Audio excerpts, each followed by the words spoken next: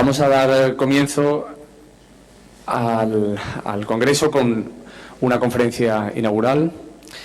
Para mí es realmente un placer presentar a la profesora Amparo Belloch. En realidad es muy fácil presentarla, porque es un auténtico referente en psicopatología, en psicología clínica, más en particular. Y yo creo que es, aunque sea en la distancia, profesora de todos nosotros. En algún sentido ha sido así.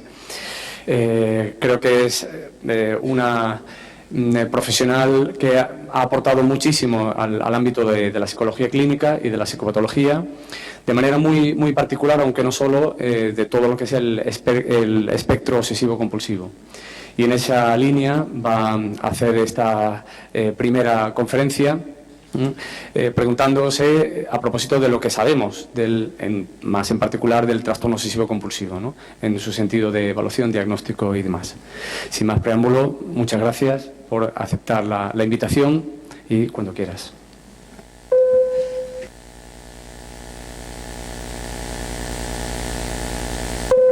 Sí.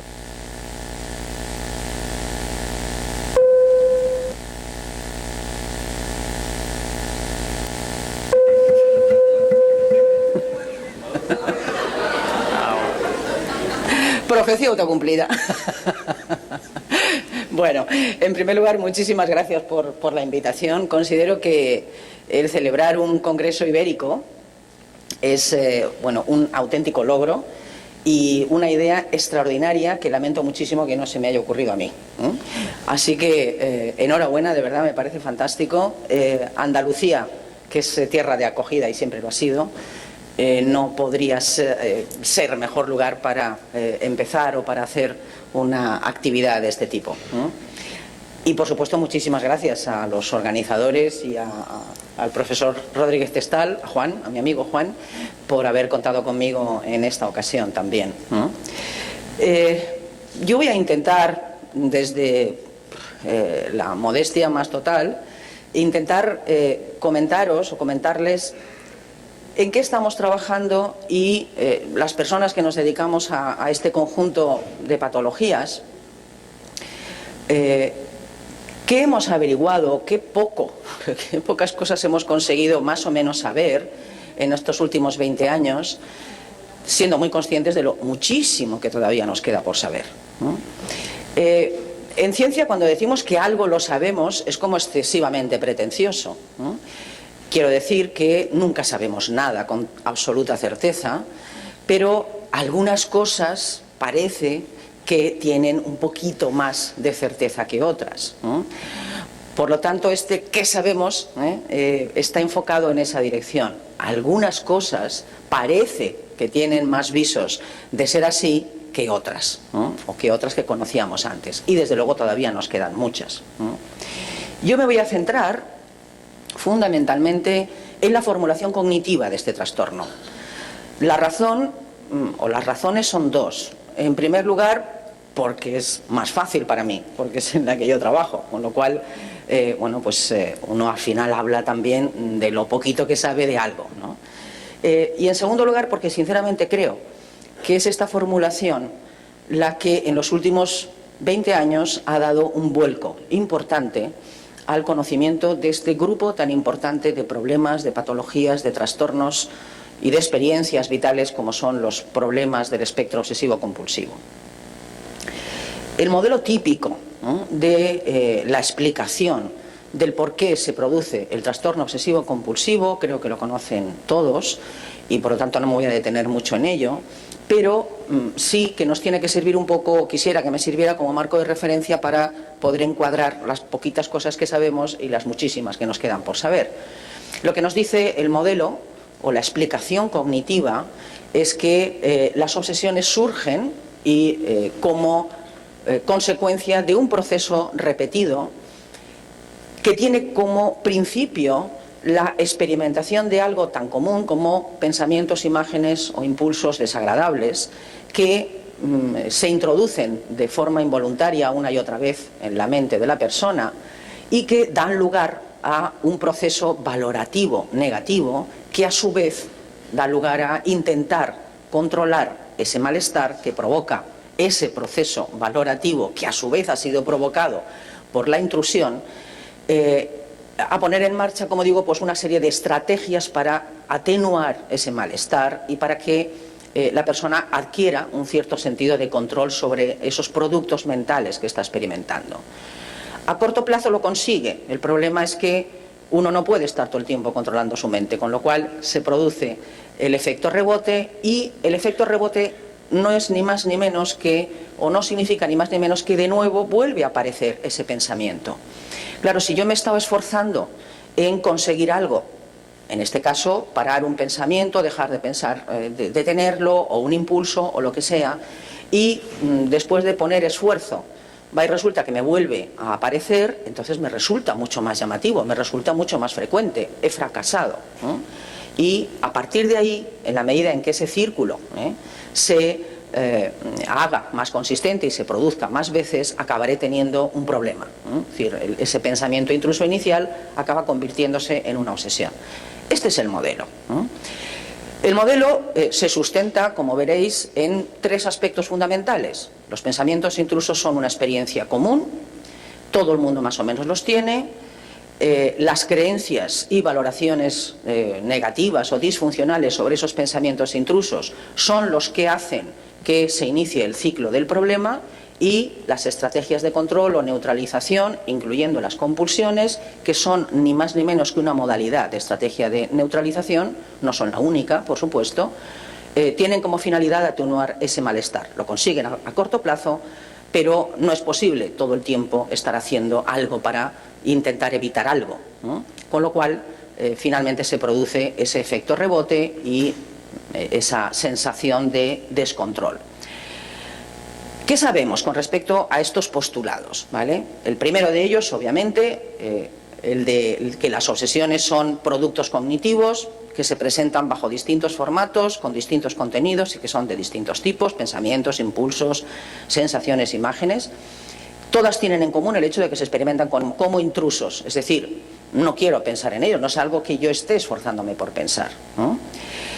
Los contenidos y los formatos de esos pensamientos intrusos, análogos a las obsesiones, se dan en el 80-90% de la población general.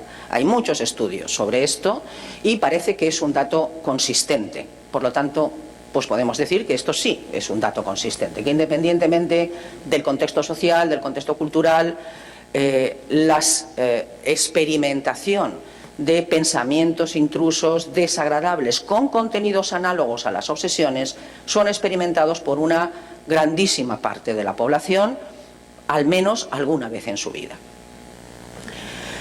¿Qué pasa cuando esto no solamente lo analizamos en grandes poblaciones, sino que nos planteamos entonces en qué medida realmente esos pensamientos intrusos obsesivos se experimentan en comparación con las personas sin patología por otro tipo de personas con trastornos mentales, deprimidos y ansiosos?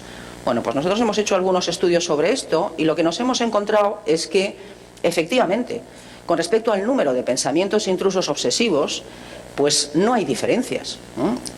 En cuanto al número, pues las personas con un diagnóstico de TOC vienen a tener, en cuanto a la variabilidad de contenidos, pues en torno a 18, pero también las personas con otros trastornos de ansiedad no TOC, en torno a 13 variedades o contenidos diferentes de pensamientos de ese tipo, las personas sin patología, y en torno a 15 las personas con un trastorno depresivo. Es decir, que en cuanto al número de contenidos obsesivos, efectivamente, realmente prácticamente todo el mundo experimentamos contenidos muy parecidos. Problema: la frecuencia, ¿no? ¿Qué es lo que pasa cuando analizamos la frecuencia? Estos numeritos que tienen aquí, el 3 significa diariamente, constantemente, casi todo el tiempo, ¿no? Y el 1,5 viene a decir, pues una vez al mes, ¿no? Con lo cual, claro, efectivamente tenemos una diferencia muy importante. No solo es que yo tengo esos pensamientos, sino es que los tengo continuamente, ¿no? Las razones por las que se tiene continuamente se supone que son esas otras que hemos comentado y son las que vamos a ver ahora, ¿no? Otra de las cuestiones importantes, ¿no?, que nos hace plantear entonces es realmente esta frecuencia, que es lo que hay que averiguar, ¿no? ¿Esta frecuencia realmente se debe a que la persona valora esos pensamientos de una manera disfuncional? Porque es el primer paso del modelo, ¿no?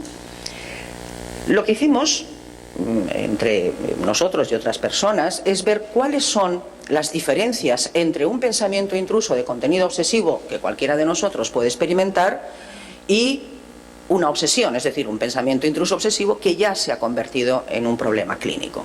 Y analizamos las diferencias entre población general y población clínica en una serie de variables o de aspectos que tienen en esta tabla. Solamente me voy a detener en dos de ellos, ¿no? En primer lugar, sentimientos de culpa. ¿En qué medida esos contenidos de pensamiento, que son los mismos, ¿no?, que los que experimentan la población general, me hacen sentir culpable solo por tenerlo? Pues en el caso de la población general, de los píos, ¿no?, prácticamente ninguna sensación de culpa. En el caso de los obsesivos, mucha culpa, solo por tener el pensamiento. Y el segundo aspecto, ¿revela algo de mí? ¿Dice algo de mí pensar esto? En el caso de las personas sin trastorno obsesivo-compulsivo, pues la respuesta es no, no dice nada de mí. Es un pensamiento y ya está, que es desagradable o que me puede fastidiar, pero no dice nada de mí. En el caso de los pacientes sí dice algo de mí, ¿no? Es decir, es significativo. Pero no solamente es que es significativo, sino que además es egodistónico. Fíjense un poco la cuestión aquí central. Dice algo de mí y al mismo tiempo es egodistónico. Es decir, se combinan dos elementos absolutamente, en principio, antagónicos, porque si algo tiene que ver conmigo, pues es egosintónico. Bueno, pues dice algo de mí que es egodistónico, en realidad, ¿vale? Con lo cual no me gusto, de alguna manera, ¿eh? Es decir, va en contra de mi self, ¿eh?, de mi identidad. Esos dos elementos son tremendamente importantes y no son capturados por el modelo cognitivo ni por la formulación cognitiva, pero en la clínica se dan y es algo muy importante evaluar y a valorar en cada momento. Porque no se trata de que yo tenga los mismos pensamientos que el obsesivo, sino en qué medida el tenerlos me hace sentir culpable y en qué medida el tenerlos dice o pienso que dice algo de mí que no me gusta, ¿no? Por lo tanto, es algo, ¿no?, que no tenemos bien resuelto. La segunda cuestión es explicar, como hemos dicho, el por qué solo en algunas personas esos pensamientos intrusos obsesivos se convierten en obsesiones. Realmente esto es así, ¿no?, porque por muy universal que sea la experiencia, la prevalencia del TOC pues está en torno al 2,5%, ¿no? Con lo cual, pues efectivamente el 90% de la población tendremos pensamientos intrusos, pero solo un 2%, como mucho 2,5 o 3%, de la población tiene un trastorno obsesivo-compulsivo. Las explicaciones que se han dado, como he dicho, son estas. Los pensamientos intrusos se convierten en obsesiones cuando la persona los valora de manera disfuncional, tiene creencias disfuncionales sobre ellos y a partir de ahí intenta controlarlos o neutralizarlos. Por lo tanto, el primer elemento importante de la formulación es que tiene creencias disfuncionales. Eso es lo que dice la teoría, tiene creencias disfuncionales. A partir de ahí, obviamente, bueno, pues una serie de expertos, entre ellos los más representativos, son los de este grupo, en los que también participamos, hace una serie de estudios para intentar averiguar si realmente las creencias sobre los pensamientos son diferentes, ¿eh?, o al menos son más intensas, están más adheridas. Hablar de creencias como algo intenso es siempre difícil, pero bueno, ¿me entienden? Es decir, uno se lo cree más, por decirlo de alguna manera, ¿vale? Las creencias que se establecen como básicas son estas y, bueno, pues se hacen una serie de estudios. El primero de ellos es este, y lo que encuentran es lo siguiente.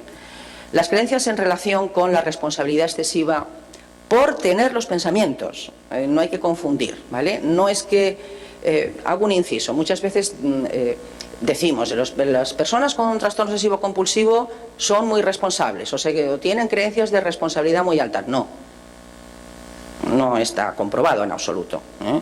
Lo que sí son o lo que sí tienen son creencias muy potentes de que todo aquello sobre lo que piensan es responsabilidad de ellos, que es diferente, ¿eh?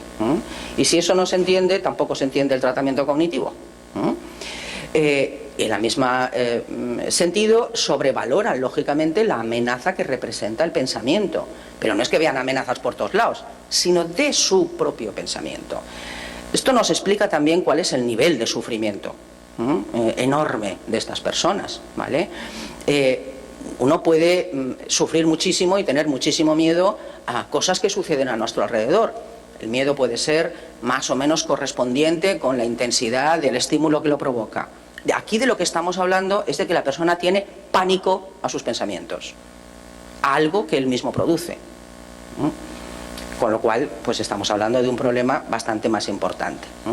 Lo mismo sucede con el segundo grupo de creencias, el perfeccionismo, intolerancia e incertidumbre. No es que sean perfeccionistas, es que piensan que su pensamiento tiene que ser perfecto. Y además no puedo soportar no estar seguro de lo que pienso. Y además, en tercer lugar, mis pensamientos son muy importantes solo por el hecho de tenerlos y yo tengo que ser capaz de controlar todo lo que pasa por mi cabeza. Cuando esos tipos de creencias en relación, insisto, con los propios pensamientos se analizan en distintas poblaciones, obsesivos, ansiosos, estudiantes sin patología y adultos no clínicos, pues nos encontramos con que efectivamente los obsesivos presentan creencias más potentes en cuanto a responsabilidad y sobrevaloración de la importancia que los ansiosos, que los estudiantes y que los controles adultos. Con respecto al perfeccionismo y la intolerancia a la incertidumbre, no. Es decir, son dos de las creencias que más se estudian y más se plantean. Bueno, pues no hay diferencias entre los TOC y los ansiosos, ¿vale? Con respecto a este tipo de creencias. Y sí, con respecto a las creencias en relación con la excesiva importancia que le doy a mis pensamientos y a lo importante que es para mí el controlarlos, que necesito mantenerlos bajo control sí o sí. Estos son los primeros resultados de 2005, pero desde entonces ha llovido y se han seguido haciendo algunas cosas. Y nos hemos seguido preguntando cosas. Vale, parece que algún tipo de creencias en relación con los pensamientos son más intensas o son más importantes en el caso de las personas con trastorno obsesivo que otras, ¿vale? Pero ¿tiene eso algo que ver con la gravedad? Es decir, el hecho de que los pacientes con trastorno obsesivo compulsivo tengan este tipo de creencias, cuanto más se adhieran a esas creencias son más graves, porque claro, si estamos hablando de que es el inicio del problema, pues algo tendrán que ver con la gravedad, ¿no? ¿Tienen algo que ver con el contenido obsesivo? Es decir, ¿son siempre las mismas o depende de si estamos hablando de un comprobador o si estamos hablando de una persona con obsesiones de orden o de uno con obsesiones de contaminación y compulsiones de lavado? Es decir, ¿son siempre las mismas? Tercera pregunta, ¿son específicas? Es decir, ¿solo se dan realmente en el trastorno obsesivo compulsivo? Y en cuarto lugar, si yo me focalizo en cuanto al tratamiento en modificación de creencias, ¿el TOC mejora? Serían un poco las 4 preguntas que están en danza. Vamos a ver las respuestas o lo que sabemos con respecto a cada una de ellas. En relación con la asociación con gravedad, hay algunos estudios, solamente les voy a mencionar este, de Calamari, que es uno de los primeros que surge, que lo que hace es comparar pacientes con trastorno obsesivo compulsivo que puntúan mucho. Cuidado porque estamos evaluando creencias, lo pongo entre paréntesis, con un cuestionario, ¿vale? Vamos a suponer que estamos evaluando realmente creencias, ¿vale? Bueno, pues evaluando las creencias sobre los propios pensamientos con un cuestionario, lo que él encuentra es que hay 2 grupos de pacientes, unos que tienen creencias muy altas y otros que no. Y dicen, bueno, a ver, difieren en gravedad, y utiliza el instrumento típico, que es el Yale Brown. Pues sí, encuentra que hay una diferencia estadística, efectivamente, es decir, los pacientes con creencias muy potentes, disfuncionales de este tipo, sobre los pensamientos, pues difieren en cuanto a su puntuación en ese cuestionario que evalúa, ese cuestionario entrevista, más que es un cuestionario, es una entrevista clínica, que evalúa gravedad frente a los que mantienen creencias bajas. Pero claro, ese instrumento también tiene puntos de corte. Y lo que nos encontramos es que aunque haya diferencia estadística, no hay diferencia clínica. Primer problema, el hecho de tener o de mantener creencias altamente disfuncionales sobre los propios pensamientos no quiere decir que el trastorno sea más grave. Con lo cual, pues no es que se ponga en duda, pero realmente pues es un dato en contra de la importancia nuclear de las creencias para el desarrollo del trastorno. ¿Qué pasa si intentamos responder a la siguiente pregunta? ¿Hay creencias específicas más o menos potentes en función de las modalidades o los subtipos de TOC? Bueno, pues se han hecho bastantes estudios.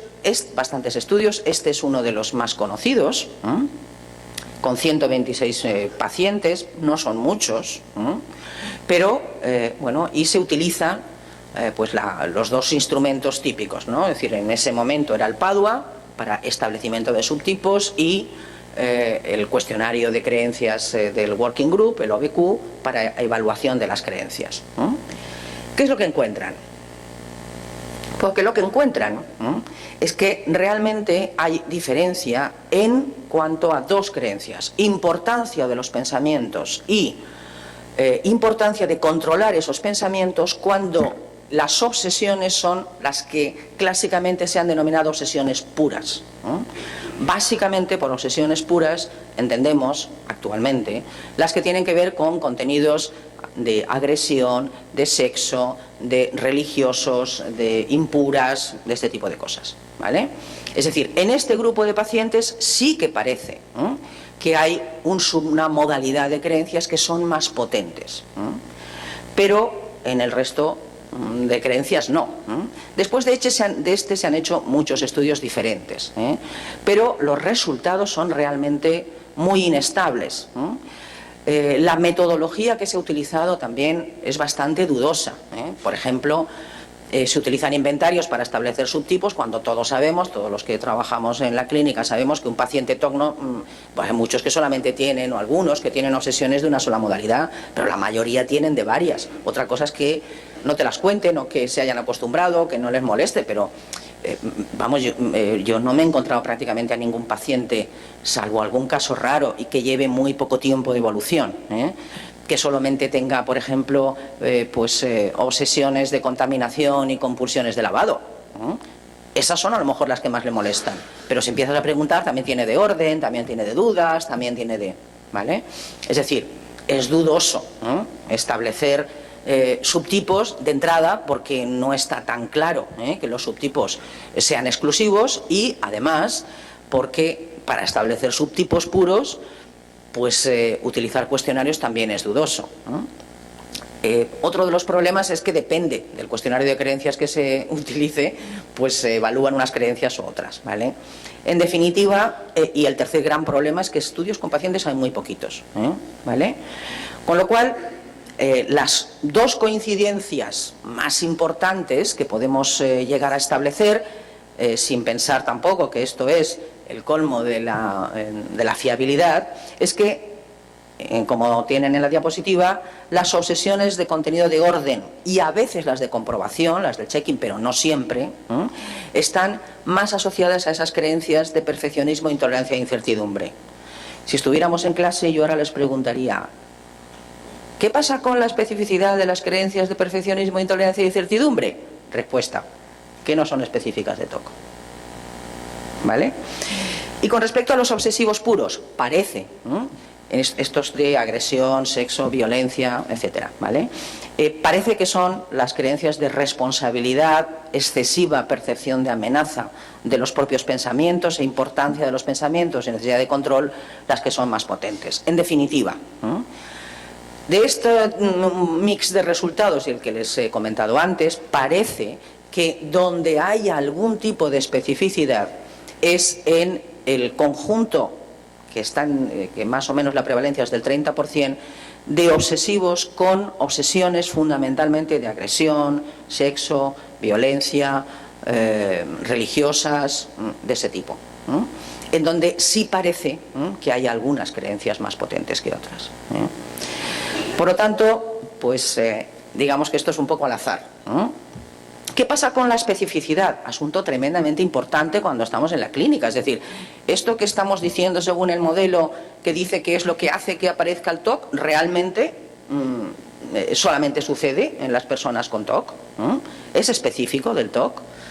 Bueno, Pues cuando se hacen estudios comparando población general con personas con trastornos de ansiedad no TOC y pacientes con TOC, lo que nos encontramos es que en general las creencias que tienen que ver con intolerancia e incertidumbre, excesiva percepción de amenaza, necesidad de controlar los pensamientos sí o sí, importancia dada a los pensamientos y perfeccionismo, esa creencia de que mis pensamientos tienen que ser perfectos siempre, sí que son más potentes o más intensas o están más adheridas en el caso de los pacientes TOC, pero no las de responsabilidad.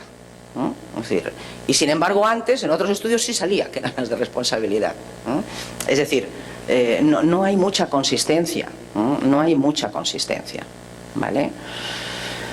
Cuando se incluyen deprimidos, ¿qué pasa? Pues que la cosa se destroza absolutamente, ¿vale?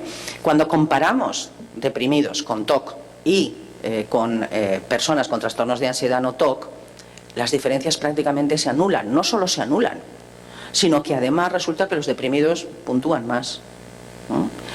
Claro, se puede decir, es que el 60% de las personas con TOC tienen una depresión y entonces a lo mejor es por eso. No, no es por eso, ¿vale? No es por eso. ¿Por qué? Porque en más o menos de ese 60%, el 90% de los casos la depresión es secundaria al TOC, punto número 1.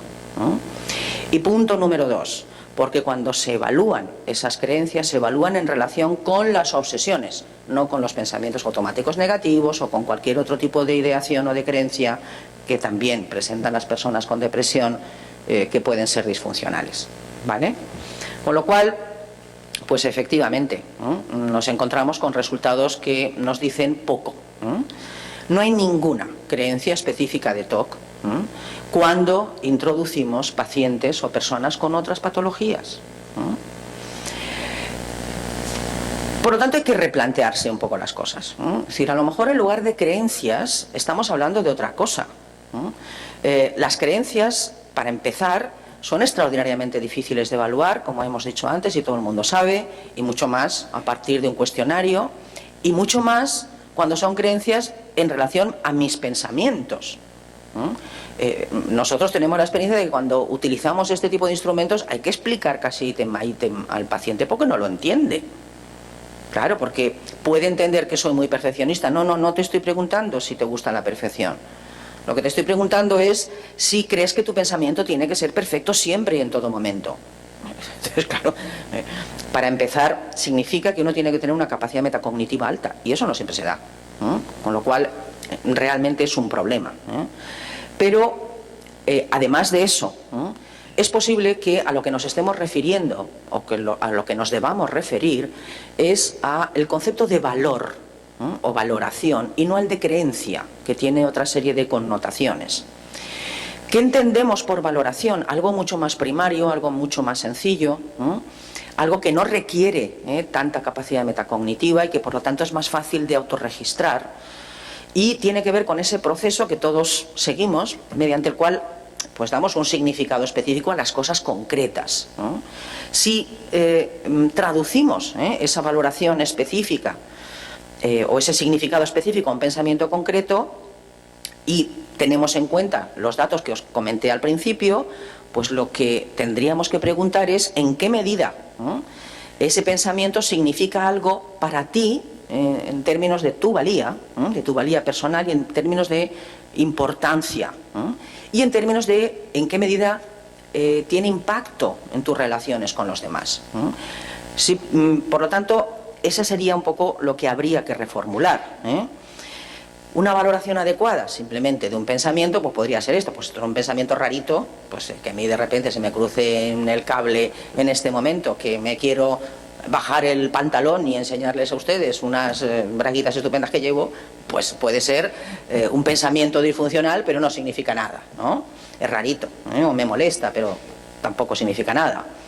Pero si yo lo valoro como algo muy amenazante, entonces la cosa empieza a ser problemática, porque a lo mejor me paro, dejo de hablar, empiezo a decir tonterías, empiezo a balbucear, me caigo redonda, o salgo de aquí corriendo. Pero es, insisto, no es una creencia genérica sobre cualquier pensamiento, es ese pensamiento ¿Qué significa para mí ese pensamiento aquí y ahora, en este momento? Si realmente analizamos las cosas desde ese punto de vista, el panorama cambia. Nosotros hemos hecho ese análisis, es decir, analizando exactamente valoraciones concretas sobre pensamientos concretos, no creencias genéricas, ¿vale? El pensamiento, la obsesión que más te molesta, esta, vamos a valorarla. Y hemos hecho lo mismo con deprimidos, con ansiosos sin trastorno de ansiedad, sin trastorno TOC, y con normales. Y lo que nos encontramos es que efectivamente los pacientes con trastorno obsesivo compulsivo puntúan significativamente más alto en todo. Realmente lo valoran todo mucho más disfuncionalmente. Todas las dimensiones valorativas del pensamiento obsesivo o de la obsesión son valoradas de una manera muy disfuncional por parte de los TOC. Pero, aunque sean valoradas más disfuncionalmente, no son más disfuncionales que las de los deprimidos en el ámbito de la inaceptabilidad, me parece horrible, me parece inmoral, en el ámbito de la probabilidad de que se haga real, si lo pienso entonces a lo mejor es que puedo hacerlo o puede suceder, y la amenaza que representa el pensamiento solo por tenerlo. Ahí no hay tantas diferencias. Hay diferencias en cuanto a intensidad, pero no estadísticamente, ¿vale? Con lo cual, pues realmente tenemos de nuevo un poco resultados, digamos, más sensatos, más cercanos a la clínica, más explicativos, pero tampoco para echar cohetes, por decirlo así. Sí que hay diferencias importantes en la preocupación por el hecho de que este pensamiento se pueda hacer realidad y en lo importante que es para mí controlarlo. Y al final son esas dos valoraciones las que realmente son muy potentes siempre en el paciente con trastorno obsesivo compulsivo. Solamente la probabilidad de pensar que se puede hacer realidad me preocupa, no me lo puedo quitar de la cabeza, ¿vale? Y precisamente por eso me lo tengo que quitar como sea. Es decir, la necesidad de hacer algo para controlar ese pensamiento. Por lo tanto, en relación con la especificidad, pues en lugar de hablar de creencias habrá que hablar de valoraciones, que es un proceso mucho más primario, como digo, mucho más fácil de apresar y que además realmente se acerca mucho más a la realidad clínica, es decir, hay que modificar. El cuarto y último aspecto es el relacionado con el tratamiento. Claro, si nosotros diseñamos un tratamiento que esté focalizado en las creencias y encontramos que realmente los pacientes mejoran de manera significativa, a lo mejor todo lo demás no me ha salido, pero vale, es decir, resulta que es que el tratamiento sí que modifica algo que yo no sé muy bien cómo apresar. Bueno, ¿qué resultados tenemos? Les voy a comentar muy brevemente en qué consiste este programa de tratamiento que nosotros hemos puesto en marcha y que seguimos valorando resultados. Pues tenemos en torno a 130 pacientes tratados y nuestros resultados son muy similares a los publicados pues por otros grupos también. El programa de tratamiento es un programa acotado con 2 sesiones psicoeducativas en donde se les explica fundamentalmente en qué consiste el TOC, siguiendo ese esquema explicativo general, el papel de las valoraciones, el concepto de neutralización, el efecto rebote. Son 16 sesiones y el foco fundamentalmente es el cambio de las valoraciones disfuncionales, no de las creencias, porque ya sabemos que las creencias va a ser difícil cambiarlas, pero sí de las valoraciones disfuncionales sobre las obsesiones y también sobre las compulsiones, utilizando pues las técnicas típicas de terapia cognitiva, las Beck, Ellis, etcétera. Bueno. Además hay tareas entre sesiones, etcétera. ¿Cuál es el objetivo? Pues que las obsesiones se conviertan en pensamientos intrusos, desagradables, pero nada más, y que las experimente exactamente igual que cualquier otro pío que pueda tener, un pensamiento intruso obsesivo, igual que los que experimentamos cualquiera, ¿vale? Preguntas tipo, esto es muy breve, simplemente para que vean un poco de qué va, ¿Qué sientes cuando te invade esta idea o esta imagen o este pensamiento? ¿Qué piensas? ¿Qué haces o qué dejas de hacer? ¿Qué evitas? Claro. ¿Cómo te sientes después de haber hecho esto o de si no te dejan hacerlo? ¿Qué piensas entonces en ese momento? ¿Qué pasa cuando reaparece? ¿Qué piensas en ese momento? ¿Qué sientes? ¿Qué te gustaría hacer? Etcétera. Bueno. Lo que hemos hecho ha sido comparar la técnica típica de exposición con prevención de respuesta, que sabemos que es eficaz en una tasa muy importante de pacientes con trastorno obsesivo-compulsivo, frente a este tipo de tratamiento que no utiliza de manera directa la exposición con prevención de respuesta, sino que utiliza técnicas tipo Beck, tipo ELIS, sin más. Obviamente se utilizan también los llamados experimentos conductuales entre sesiones. En esos experimentos conductuales a veces los pacientes se exponen porque ellos quieren exponerse, pero no es una exposición reglada, por lo tanto no se puede considerar como una técnica de exposición con prevención de respuesta tal cual, ¿vale? Bueno, y el seguimiento que tenemos es de 1 año, bueno, en estos momentos es más largo, pero bueno, da igual. ¿Qué es lo que nos hemos encontrado? Pues que los resultados son comparables, absolutamente comparables, utilizando una estrategia u otra, en reducción de sintomatología obsesivo-compulsiva, en atenuación de la intensidad con la que se mantienen esas valoraciones, en la disminución de estrategias de control y en la disminución de sintomatología asociada, que fundamentalmente es depresión. Estos datos están bien, pero sobre todo nos interesa recuperar a los pacientes. ¿Qué es lo que nos encontramos? Pues que con la exposición con prevención de respuesta, en el posttratamiento el 67% de los pacientes están libres de TOC, y al año el 57%, es decir, es una mejoría, mejor dicho, una recuperación estable. Por supuesto hay pacientes que recaen, pero cualquier tratamiento para un problema grave, nuestros pacientes vienen a ser de una intensidad, de una gravedad media alta. Bueno, pues que el 57% de los pacientes tratados estén bien al cabo de 1 año, pues no está mal. ¿Y qué pasa cuando utilizamos la terapia cognitiva sin exposición reglada? Pues que en el posttratamiento los son ligeramente mejores, el 67% de los pacientes están recuperados y la tasa de recaídas es menor, es decir, un 60%, ¿vale? Por lo tanto, desde el punto de vista del tratamiento focalizado en valoraciones, que no en creencias, sí que podemos decir que tenemos resultados buenos. Uno puede decir, vale, pues si ya estaba en la EPR, ¿para qué quieren una técnica como las técnicas cognitivas? Por muchas razones. Una, porque no siempre las mismas técnicas funcionan igual en todos los pacientes.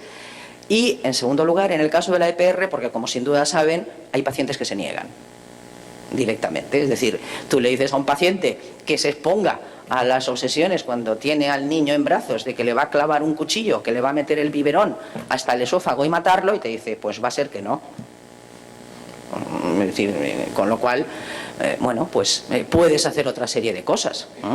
O un paciente que le dices, pues no sé, deja de comprobar si has cerrado la puerta, o piensa que no la has comprobado y que va a entrar un ladrón a robarte y a violarte. Pues no me da la gana. Es decir, me levanto y lo compruebo, que acabo antes, que es la frase típica, acabo antes, ¿vale? En definitiva, el disponer de un tratamiento alternativo eficaz, o al menos igual de eficaz, en nuestro caso más eficaz que el tratamiento estándar y aceptado, pues no es ninguna tontería. Con lo cual, bueno, pues más allá de que el tratamiento sea bueno, es que realmente sí que está avalando ese modelo cognitivo, que es de lo que estábamos hablando aquí, en principio. Por lo tanto, y para terminar con este apartado, con respecto al tema de las creencias, que es ese aspecto nuclear, el papel etiopatogénico en el caso del TOC está muy restringido, realmente no está claro. En segundo lugar, es muy probable que sí que estemos hablando de un factor de vulnerabilidad potente para el desarrollo de cualquier trastorno, no solamente del TOC. En tercer lugar, si sabemos, y de esto no he hablado, que es un factor de mantenimiento. Es decir, que cuando un paciente mantiene creencias muy disfuncionales sobre sus pensamientos, sus estrategias de neutralización, etcétera, el trabajo terapéutico se endurece muchísimo y las posibilidades de éxito son mucho menores.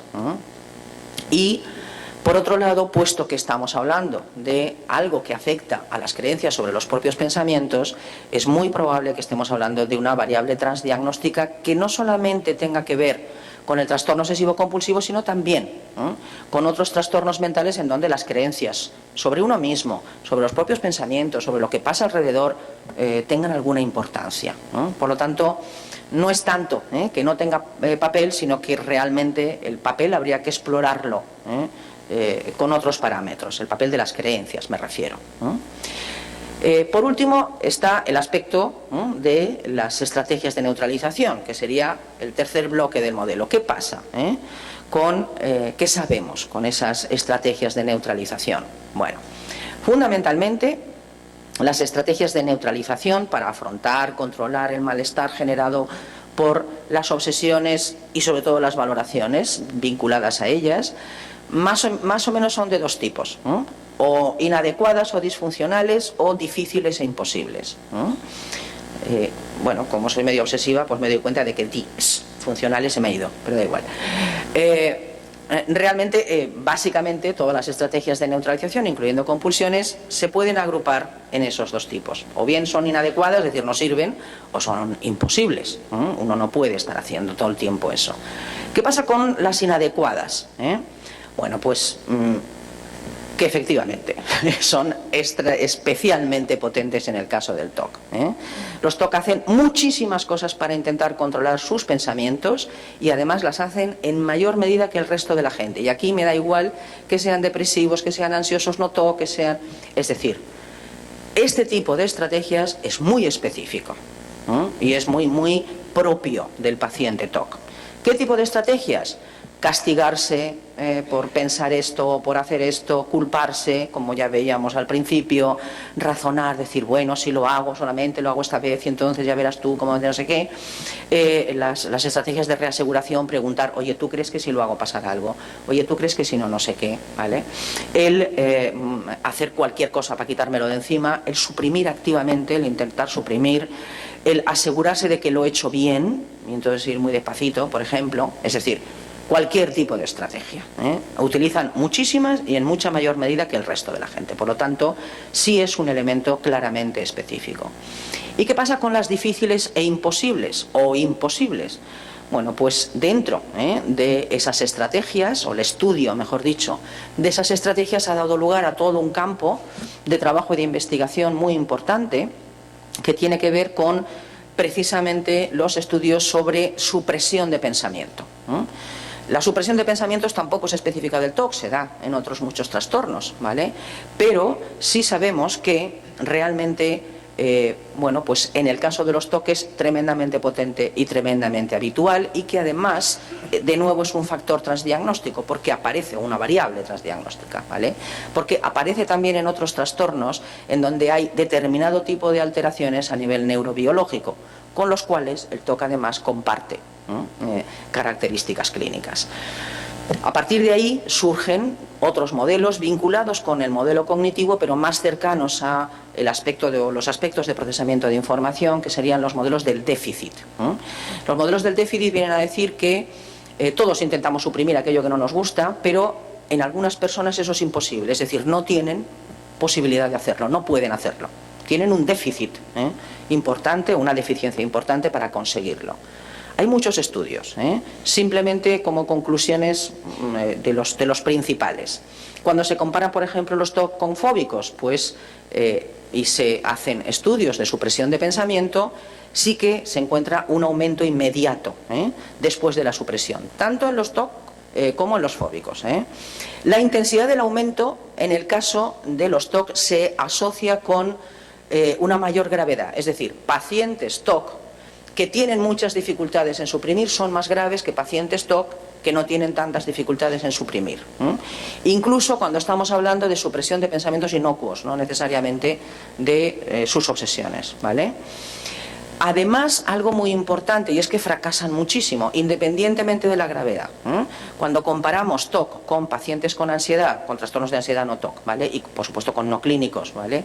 En cuanto a las estrategias de supresión y el éxito en suprimir, porque para poder suprimir uno tiene que esforzarse mucho, ¿vale? Es decir, realmente se consigue, no es verdad que no se consiga, pero tiene que estar dándole mucho tiempo y esforzándose mucho. Bueno, pues en el caso de los TOC es prácticamente imposible, es decir, realmente fracasan muchísimo y además valoran muy mal sus fracasos, entre otras muchas cosas, porque se esfuerzan más. Claro, cuanto más me esfuerzo, más fracaso, pues peor lo valoro, lógicamente. Y lo atribuyen, con cierta razón, a deficiencias personales, porque sí es verdad que tienen un déficit en la capacidad para suprimir. Y por último, cuando las personas que no tenemos obsesiones clínicas intentamos suprimir pensamientos intrusos obsesivos o desagradables, etcétera, bueno, pues el hecho de que lo intentemos no es inocuo, tiene efectos y tiene efectos negativos. Interfiere de forma notable en la habituación a los pensamientos y además se asocia a un malestar incrementado. Por lo tanto, la supresión, que es una de las estrategias típicas que todos ponen en marcha, ya sea para suprimir el pensamiento, ya sea para suprimir el malestar que me provoca el hecho de tener que estar haciendo esto, ¿vale? Es una de las características típicas del TOC. En definitiva, las obsesiones sí sabemos, parece que hay muchos datos que realmente son análogas a los pensamientos intrusos molestos que experimenta todo el mundo, que la conversión de un pío de ese pensamiento en una obsesión depende, en primer lugar, de la valoración concreta que la persona realice sobre ella y, en segundo lugar, de todos los esfuerzos que ponga a su alcance para neutralizarlo, controlarlo. Pero la clave aquí está siempre en que le dé un significado personal y que me resulte importante y significativo personalmente, si no, no. En tercer lugar, que la supresión es algo más que una estrategia de control, es central en el TOC, es típica del TOC, ¿vale?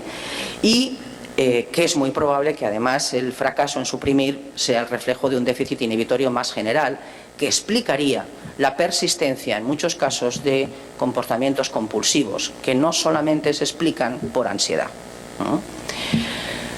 El modelo es algo más complejo de lo que sospechábamos, desde luego. Tenemos dudas sobre el primer paso, tenemos dudas sobre el segundo, tenemos dudas sobre todo, y en realidad aquí influyen muchas más cosas. Voy a pasar rápido, pero solamente en este primer punto. El hecho de que un pensamiento intruso no deseado de temática obsesiva se introduzca en mi mente, etcétera, etcétera, depende no solo de que todos tengamos esto, sino que hay algunas personas que además son más vulnerables que otras a esto. Y el hecho de que represente una amenaza para mí mismo o de que yo tenga algún tipo de creencias sobre lo que significa el pensar o el no pensar, y desde luego el factor religioso, por ejemplo, es muy importante. Acuérdense esto de el pensamiento de obra, como es el pecado de pensamiento y de obra y de no sé qué. Dile tú a un creyente que eso no es así. Factores también potentes como la sensibilidad a la ansiedad o la sensibilidad incrementada al asco u otras características de tipo personal están influyendo, no solamente en que uno tenga pensamientos, sino en que empiece un ciclo, ¿vale? A partir de ahí es más probable que si todo eso se da, efectivamente se hagan valoraciones disfuncionales, pero las valoraciones disfuncionales tienen que ver con esa búsqueda de significado, esa atribución realmente de significado personal. Eso es lo que aumenta el malestar, y eso es lo que da lugar al desarrollo y a la puesta en marcha de estrategias para controlar el pensamiento. Esas estrategias son eficaces y por eso persisten. Hay que ser muy conscientes de que son eficaces porque atenúan el malestar y además aumenta la sensación del control. ¿Cuál es el problema? Que no puede estar todo el tiempo haciéndolo. Con lo cual, como no pueden estar todo el tiempo haciéndolo, pues tienen que ponerse a hacer otras cosas. Es decir, por lo tanto, no es tanto que se produzca un efecto rebote como que no puede estar todo el tiempo suprimiendo, no puede estar todo el tiempo comprobando, porque tengo que ir a comer o tengo que salir o tengo que hacer algo. Con lo cual, en cuanto dejo de hacerlo, reaparece. O en el caso de que reaparezca, en función de otra serie de aspectos también de los que no hemos hablado, pues se convierte en un problema mucho mayor. Es decir, el efecto rebote no solo depende de que yo intente controlarlo, sino de que tenga además otra serie de factores ahí de vulnerabilidad, y a partir de ahí, cuando vuelve a aparecer, entonces pues realmente me parece algo mucho más llamativo, algo mucho más problemático, me asusta muchísimo más, y ahí, a partir de ahí, es mucho más probable que se convierta en una obsesión. En definitiva, y terminando ya, porque voy a dejarlo aquí, El malestar emocional que generan las obsesiones lo generan probablemente a través de un proceso recursivo que se produce varias veces, pero proceso recursivo del cual el paciente no es muy consciente. Y como con las fobias no es necesario que yo me ahogue como para que le tenga fobia al agua, pues no es necesario que yo me sienta muy mal, muy mal, muy mal, como para que realmente aparezca o un pensamiento se convierta en una obsesión. El segundo elemento del que no voy a hablar, pero que se está poniendo en cuestión muy seriamente, es la vinculación funcional, al menos en todos los casos que siempre hemos supuesto y decimos todos que existe, entre las compulsiones y las obsesiones. No está claro, ¿vale?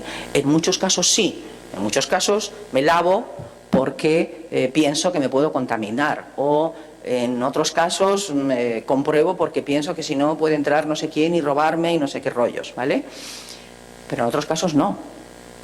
Es decir, en otros casos subo y bajo esta escalera 500 veces, no porque tema que me pase algo, sino porque no puedo dejar de hacerlo.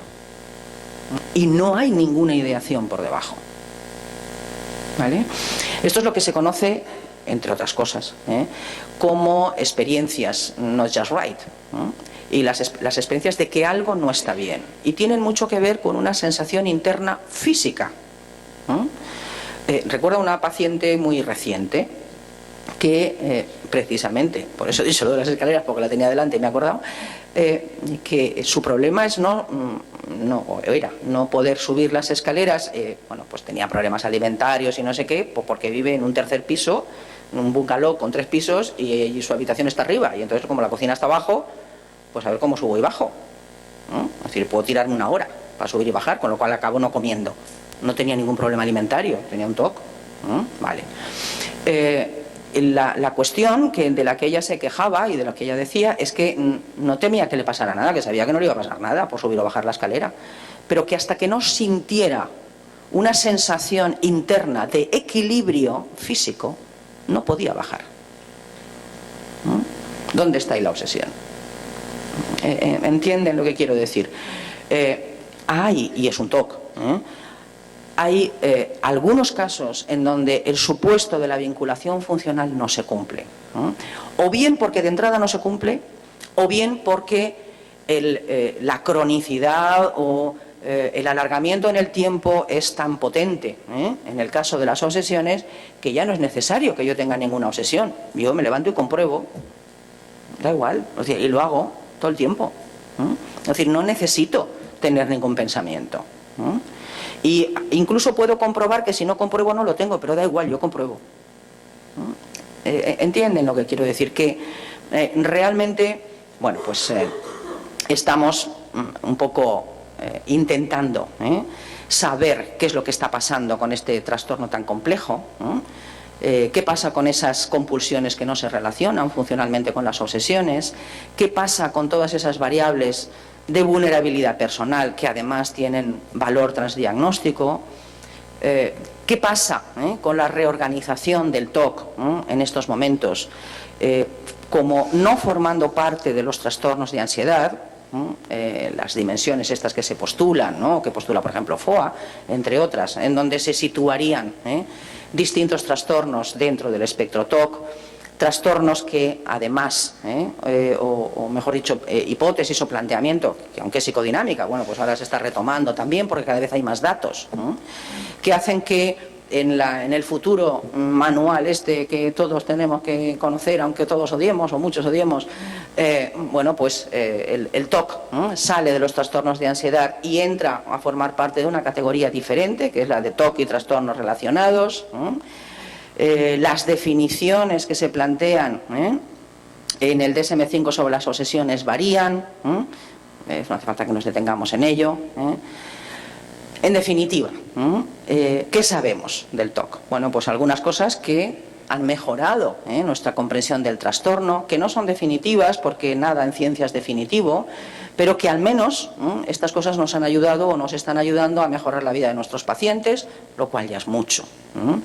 Pero desde luego nos queda muchísimo por saber, porque el TOC es un trastorno extraordinariamente complejo extraordinariamente interesante también, que genera mucho sufrimiento, pero que desde el punto de vista clínico es extraordinariamente gratificante. Es decir, cuando consigues que una persona que lleva 30 años no pudiendo vivir consiga vivir sin TOC, es una auténtica maravilla y realmente es muy, muy gratificante y muy importante. Así que, bueno, pues hay que seguir averiguando cosas y lo dejo aquí. Muchísimas gracias por vuestra atención. Muchas gracias.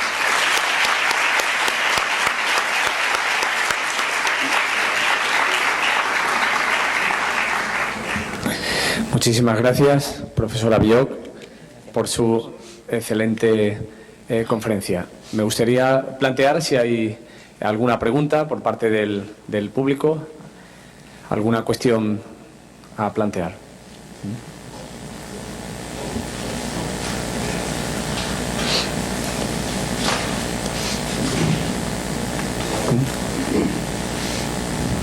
Es que... Con voz, vale. Yo te escucho, sí, bien. Gracias. Voy a decir a mi colega de televisão.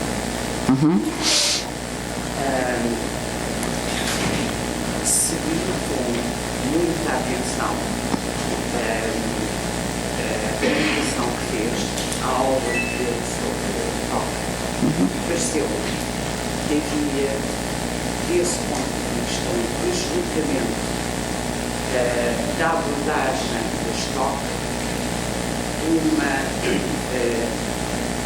uma abordagem comportamentalista para uma abordagem mais cognitiva, no sentido de pensar mais a questão da valoração do que propriamente a questão da exposição à situação. Más o menos, pero si me lo aseguras, porque yo necesito reaseguro siempre. Hubo un desbocado del enfoque más conceptual, o el enfoque más cognitivo, en que se secundariza todo lo que era la exposición gráfica conceptual para algo más de ciencia, que es una cosa. Sí.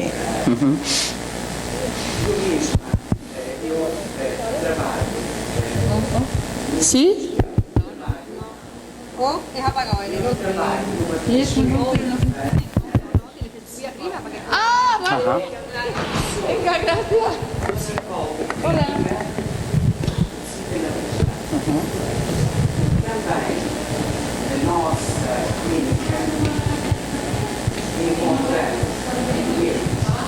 pacientes, pessoas que vêm com essa queixa, com esse sofrimento.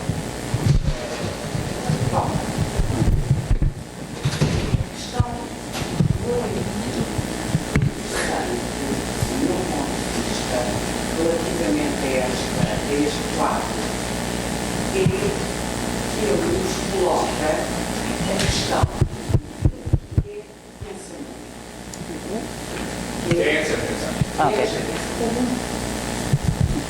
Gracias. Para que serve o pensamento? ¿Para qué sirve, no? Qual a função de uma ideia?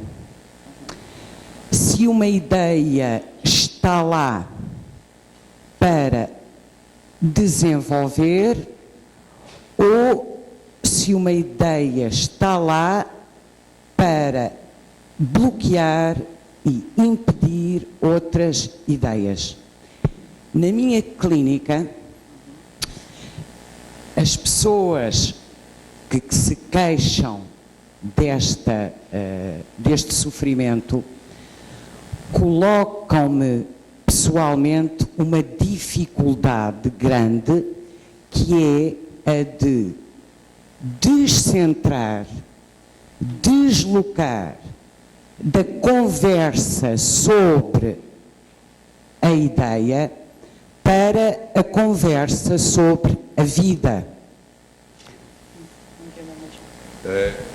Habla de un deslocamiento. ¿Para qué servía el pensamiento verdaderamente? Si para desarrollar sin una perspectiva de desarrollo o sin una perspectiva de bloqueo. En segunda línea, las personas que Teresa ve le ponen la cuestión de una dificultad de deslocar el hablar, el enfoque en la idea para la vida. O sea, se quedan como prisioneros de la misma idea. Como se houvesse uma fidelidade a essa ideia de que a pessoa não pode sair, porque se sair se abrem outras esferas relacionais. A resistência, se podemos falar assim, a resistência à relação e aos aspectos relacionais, a conversar sobre mim, sobre a vida, sobre o sofrimento, sobre a existência, é muito grande, como se a vida e a existência estivesse apenas centrada naquele sítio, e é apenas daquele sítio que a pessoa quer falar. Ora, na minha experiência clínica, psicodinâmica, em psicoterapia psicanalítica, as pessoas com TOC são muito resistentes e difíceis. Contudo, sinto que os progressos ou os êxitos que tenho conseguido, ou que temos conseguido, porque os êxitos em psicoterapia são sempre êxitos a dois do processo da relação, é quando conseguimos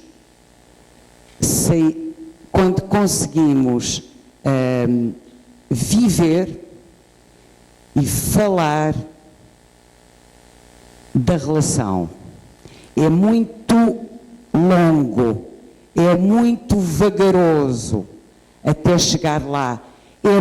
A resistência é terrível. Pode passar até por coisas deste tipo, de que percebe a doutora de TOC. Lo último que entendí. Sí, pero yo creo que ya está más o menos. Sí, claro. la última cuestión que pone es, o sea, la resistencia del paciente puede ir hasta el punto, ¿qué entiende usted de TOC? ¿Cómo me entiende? La cuestión es que le puede poner la persona con TOC, le puede poner al terapeuta. ¿Usted qué entiende de TOC? Ah, vale. ¿Qué entiende usted de eso? Sí, claro. Claro. Sí. Não é, pois, uma verdadeira questão. É uma troca de experiências clínicas, e gostei muito desta sua deslocação para um lugar mais próximo do pensamento desenvolvimental. Obrigada. Muchas gracias. Es verdad, es decir, los pacientes TOC son muy resistentes porque realmente y presentan muchísimas defensas con las que hay que luchar y que hay que evidenciar y que hay que poner en marcha y hay que poner encima de la mesa. Y hay que ser muy conscientes de esa resistencia, obviamente, porque yo recuerdo una vez un paciente que me comentó algo que tiene mucha razón, y yo siempre esto lo recuerdo. Es que cuando uno va, porque había tenido también una depresión, había estado en tratamiento por una depresión, etcétera. Cuando uno le cuenta a alguien o a la gente que tiene una depresión, pues todo el mundo dice: pobre, anímate, no te preocupes, no sé qué. Es como que todo el mundo te entiende.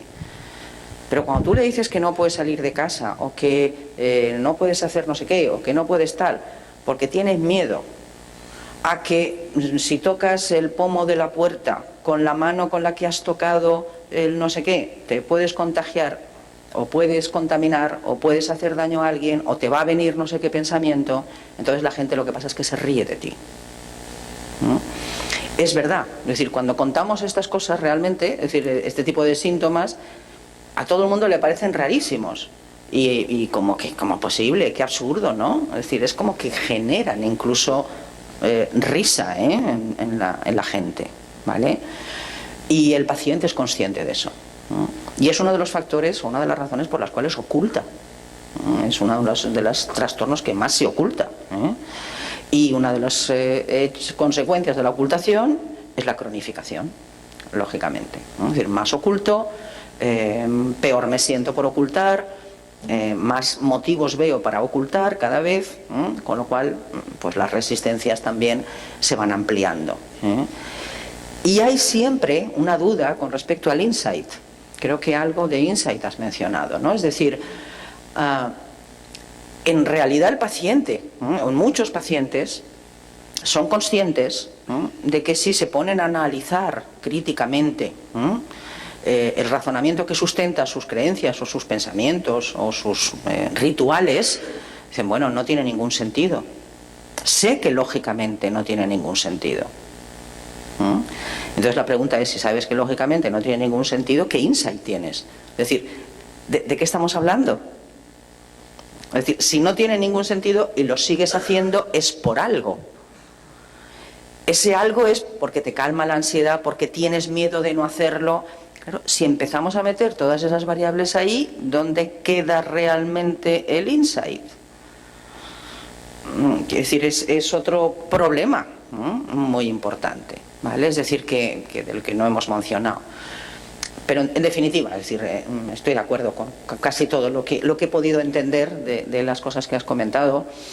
Y en cualquier caso se trata efectivamente de una patología o de un problema, no sé si a mí no me gusta hablar de patología, pero bueno, de un trastorno o de un problema muy grave, ¿no?, pero que afortunadamente en los últimos años podemos ir manejando, al menos manejando, ¿no?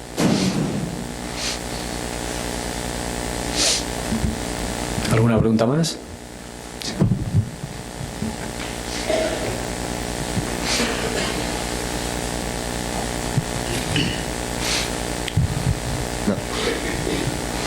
Yo ante todo felicitar a Amparo por la maravillosa conferencia o lección que nos ha dado. Gracias. Has empezado con la humildad, y la verdad es que la humildad se traduce en honestidad intelectual y enorme conocimiento del tema que has presentado, ¿no? Y es de agradecer ciertamente esto, ¿no? Y bueno, y el tema que has elegido, el TOC, pues es un clásico de la psicopatología, con enorme sufrimiento, en fin, todo eso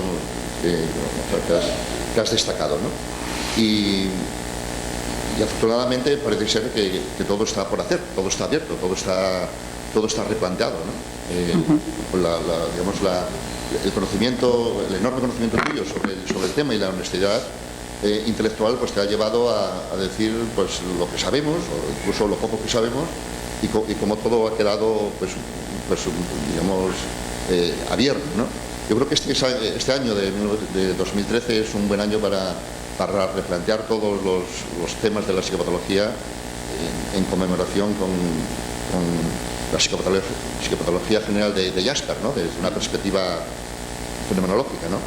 Incluso entonces el planteamiento pues establecido en los últimos 20 años, como has dicho, en el que tú te sitúas, el enfoque cognitivo, pues él mismo está también en evolución, o casi hasta en entredicho, y seguramente pues la salida es esta que yo reclamaría, ¿no?, en la perspectiva fenomenológica, ¿no? No tengo especiales objeciones, porque las objeciones que yo podría tener prácticamente las apuntas tú ya la solución a ellas, ¿no? La principal objeción sería el énfasis que pone el modelo cognitivo en las creencias, etcétera, pero las creencias efectivamente se caen, por decirlo así, del circuito, y en su lugar se establece las valoraciones, ¿no? La propia experiencia obsesiva, busco el término experiencia, la propia experiencia obsesiva ya es una creencia, o sea, es una creencia precognitiva o antecognitiva, o no intelectual, sino de la forma cómo se le presenta el mundo al obsesivo, ¿no? Como peligroso, como contaminante, como sucio, ¿no? Entonces, bueno, pues el énfasis que al final se ha puesto en la valoración, que es una valoración en el sentido de una creencia orteguiana, en lo que estamos, no una idea que se tiene acerca de las cosas, yo creo que es una buena salida, ¿no? Una salida, digamos, a los problemas del modelo, una salida que yo quiero ver así en la perspectiva fenomenológica, ¿no? O sea, que, bueno, bien, ¿no? Bien por lo que respecta a mi gusto sobre el asunto, ¿no? Y luego, bueno, como realmente lo has planteado todo lo relevante, pues también surgen, digamos, ahí cuestiones, bueno, que las voy a resumir rápidamente, ¿no? Una es, digamos, la cuestión esta transdiagnóstica, que efectivamente el TOC tiene, o participa de, digamos, de otros diagnósticos, ¿no? Que no hay nada, digamos, específico.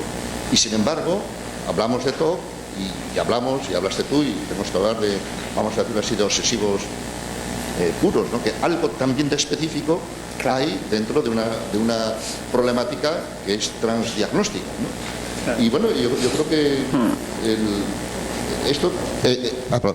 esto también habría que, digamos, que reconsiderarlo, y te planteo a ti una consideración sobre el tema, ¿no? ¿En qué medida el TOC habría que reincluirlo, no seguramente como hace el DSM, como va a hacer el DSM-5, sino dentro de una consideración transdiagnóstica más inclusiva y no convertida en un espectro, digamos, por sí mismo, ¿no? Yo a este respecto tengo dos propuestas. Una es el concepto de evitación experiencial, digamos, como un concepto transdiagnóstico del que el TOC es casi prototípico, o una propuesta casi a la clásica en términos casi de neuróticos, ¿no? Del concepto de neurosis, ¿no? El síndrome de neurótico general o como también plantea Barlow, el síndrome de afecto negativo, o sea, digamos que incluye varios más, ¿no? Entonces aquí la pregunta o la cuestión sería eso: ¿qué opinas de esta perspectiva, digamos, transdiagnóstica, más inclusiva que más especificadora? Pero yo aún mantengo en pie en que algo específico, digamos, tiene el TOC, por el que decimos que claro, lo nombramos. Y entonces, aquí vuelve a cantar la fenomenología. ¿Qué tiene? ¿Qué es el TOC? ¿No? Claro. Es una patología de la responsabilidad, de una experiencia del mundo particular, de la contaminación o del peligro. Y un segundo aspecto relacionado con lo anterior es pues que efectivamente hay vamos, desde el punto de vista para el cliente, para los pacientes, pues no deben preocuparse mucho porque hay maneras de ayudarlos, etcétera, ¿no? Pero hay maneras distintas de ayudarlos, sí, que no se compadecen entre ellas. Terapia cognitiva, si lo pudiéramos, digamos, aislar, etcétera, y exposición prolongada, prevención de respuesta, que habéis estudiado ahí, ¿no? Bueno, por lo que se ha mostrado ahí, las dos son eficaces muy parecido, muy parecido. O sea, clínicamente, pues apenas hay diferencia. Entonces, claro, aquí se plantea como dos enfoques muy distintos en principio, son casi prácticamente antagónicos. Claro. Exactamente. Entonces, lo que habría que plantear aquí, en paralelo a las dimensiones transdiagnósticas, es dimensiones transterapéuticas, digamos también, ¿no? Y entonces, ¿qué puede estar ahí funcionando al margen de, digamos, de la creencia que tenga el clínico de lo que está aplicando, ¿no? ¿Qué opinas también así de la perspectiva transterapéutica, ¿no? En clínica, ¿no? Pero todo ello son, digamos, comentarios y más que me ahorro, digamos, gracias a, digamos, a la honesta y sabia exposición que se hace, ¿no? Bueno, pues muchísimas gracias por lo de honesta y sabia. Vamos a ver, son muchas cosas, pero voy a intentar simplificar mucho la respuesta. En primer lugar, ¿el TOC tiene entidad diagnóstica peculiar, particular, diferenciada? Para mí, sí, sin duda. Yo no tengo muy claro cuando tengo delante un TOC, cuando tengo delante un deprimido, cuando tengo delante un fóbico, que comparten cosas, sí, entre otras muchas cosas, porque todos compartimos cultura, creencias, todos compartimos cosas, pero ¿en qué medida eso forma parte de la patología que presentan? Pues es lo que hay que averiguar en cada caso, ¿no? Segunda cuestión. Por lo tanto, sí tiene una entidad propia, desde mi punto de vista clínico y psicopatológico, que comparte cosas, y ahí entraría el transdiagnóstico, con otros problemas, con otros trastornos mentales. Claro que los comporte. Pero esto no significa no significa dos cosas. Primero, que como lo comparte no lo tengamos que tener en cuenta, porque obviamente si está presente está. Lo que pasa es que no será específico, pero habrá que ver cuál es el peso que tiene en cada uno de los trastornos. No es el mismo peso a lo mejor el que tiene, y a lo mejor en cada una de las personas. Una valoración de hiperresponsabilidad en el caso pues de un fóbico social, a lo mejor, o en el caso de un TOC, es decir, realmente hay elementos transdiagnósticos que están presentes en muchos trastornos y que permiten explicar una parte de esos trastornos. Pero al mismo tiempo los trastornos tienen una entidad peculiar y particular por sí misma, aunque solo sea porque la presentación clínica es distinta y también la respuesta al tratamiento. Claro, cuando algo es diferente en respuesta al tratamiento, pues claro, las cosas empezamos ya a plantearnos, ¿no? ¿Cuál es el problema? Pues el problema es que cuando estamos hablando de diagnóstico e incluso, ¿no?, de transdiagnóstico no tanto, pero de diagnóstico en general y de trastornos, estamos hablando de prototipos que no existen. Y de ahí surge el problema de la vertiente o la salida bonita y elegante intelectualmente del transdiagnóstico.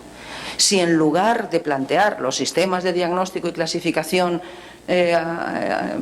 amore botánica, ¿no?, es decir, categorial, se hubiera seguido se hubiera desarrollado realmente el planteamiento Jaspers, ¿no? Es decir, la descripción, primero voy a describir y después voy a ver qué pasa y voy a ver cómo se experimenta, y dentro de la descripción entra la experiencia, pues las cosas seguramente hubieran sido muy diferentes.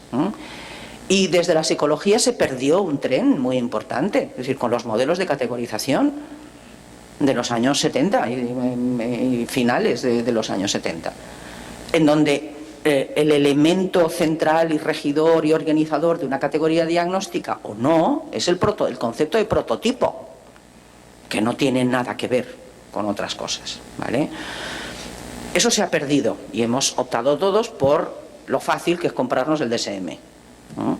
Vale, lo cual es una barbaridad. Yo me horrorizo cuando veo a mis estudiantes con el DSM como si fuera un libro de texto. Lo tienen prohibido directamente, porque es una opción. Es una forma de organizar el conocimiento, pero ni es la mejor, ni la más válida, ni la que mejor responde. Entonces estamos aquí metidos en una especie de callejón sin salida, ¿no?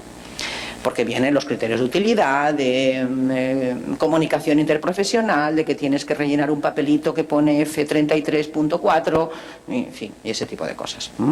Pero, bueno, ya que hemos perdido un tren, pues no lo perdamos todos, ¿eh? Es decir, a ver si reorientando las cosas desde el punto de vista de esa cosa que nos hemos inventado, del transdiagnóstico, pues algo recuperamos. Y con respecto a qué tienen en común cosas que son tan diferentes, por ejemplo, ¿no?, como la EPR o el TC, ¿por qué funcionan igual? Porque también tienen elementos comunes, naturalmente, es decir, el elemento común es la habituación, básicamente, por mecanismos diferentes, eso sí, operan por mecanismos distintos, pero la finalidad es la misma, es habituación. El ser humano es afortunadamente mucho más complejo, ¿no?, de lo que los psicólogos y la gente en general sospechamos, ¿no? Es decir, y puede llegar a el mismo punto por caminos distintos, es decir, no por todos los caminos, no hay que seguir un solo camino, mejor dicho, para llegar a un lugar, ¿no? Seguramente tampoco hay un trabajo precioso muy reciente de por qué funciona la EPR, es decir, ¿por qué funciona? Pues las explicaciones por las cuales funciona que podemos dar hoy no son las mismas que se daban en los años 70, porque también ha cambiado el conocimiento sobre la máquina humana, ¿vale? En definitiva, yo creo que sí, es decir, que hay entidades que tienen peso por sí mismo, que eso no significa que no compartan nada con otras entidades, porque entonces estaríamos hablando de cajas estancas que no se dan en la realidad, y que debemos pasar de un modelo o de modelos de diagnóstico categorial más o menos dimensionales o tal, a modelos de redes. Es decir, para mí ese es el futuro. O empezamos a hablar de redes, o ni siquiera las dimensiones y las versiones transdiagnósticas o transtratamiento nos van a llevar a ningún sitio, porque se agotan en sí mismas, porque es más de lo obvio. Pero eso es una opinión absolutamente personal. Muchísimas gracias. Gracias.